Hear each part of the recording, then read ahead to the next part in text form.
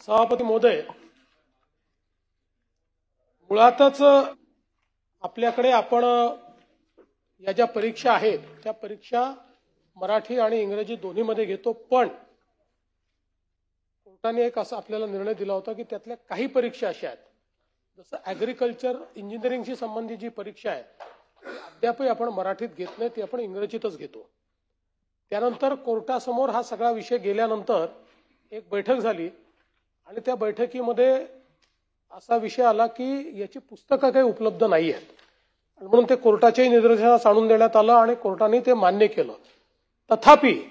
आता राज्य सरकारने असा निर्णय केलेला आहे की जरी याची पुस्तकं उपलब्ध नसली तरीही न्यू एज्युकेशन पॉलिसीमध्ये आता आपल्याला अभियांत्रिकी देखील मराठीमध्ये घेण्याची मुभा मिळालेली आहे आणि म्हणून या संदर्भातली आता जे टेक्निकल कोर्सेस ज्याची एमपीएससी परीक्षा मराठीत घेत नाही कारण त्याची पुस्तकं उपलब्ध नाही, त्याची पुस्तकं तयार करण्यात येतील,